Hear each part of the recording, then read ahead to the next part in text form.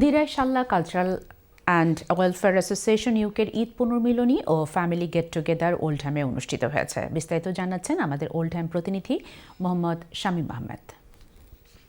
ওল্ডহ্যামে আনন্দঘন পরিবেশে অনুষ্ঠিত হল দিরাই সাল্লা কালচারাল অ্যান্ড ওয়েলফেয়ার অ্যাসোসিয়েশন ইউকের ঈদ পুনর্মিলনী ও ফ্যামিলি গেট টুগেদার।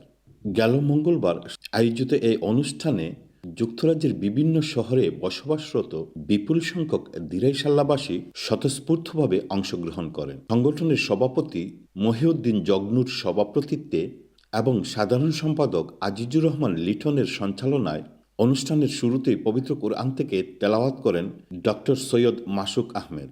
অনুষ্ঠানে অতিথি হিসেবে উপস্থিত ছিলেন ট্যামসাইড কাউন্সিলের মেয়র শিবলি আলম, কাউন্সিলর মোহন আলী, মোহাম্মদ মহিবুল্লাহ আবু তালেব, লিটন আহমেদ চৌধুরী, মুজিবুর রহমান, মিজানুর রহমান সহ কমিউনিটির বিশিষ্ট নেতৃবৃন্দ। এছাড়াও বক্তব্য রাখেন শহীদুল হাসমত খুকন, নুরুল ইসলাম সোহাগ, খালেদ আহমেদ, আব্দুস সবুর চৌধুরী, কবিরুল হক কবির, মোহাম্মদ আবুল হোসেন সহ আরও অনেকে। বক্তারা আয়োজকদের ধন্যবাদ জানিয়ে বলেন, বহুদিন পর একটি বড় আয়োজনের মাধ্যমে সবাইকে একসাথে পাওয়া সত্যি আনন্দের।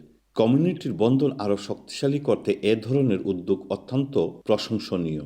অনুষ্ঠানে ছিল শিশুদের জন্য চিত্রাঙ্কন প্রতিযোগিতা, মহিলাদের জন্য ছিল মিউজিক্যাল চেয়ার ও পুরুষের জন্য ছিল হাড়িভাঙা প্রতিযোগিতা।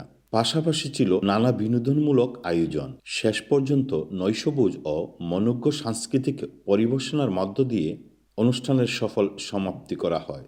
Mohammad Shamim Ahmed, channel S news, Oldham.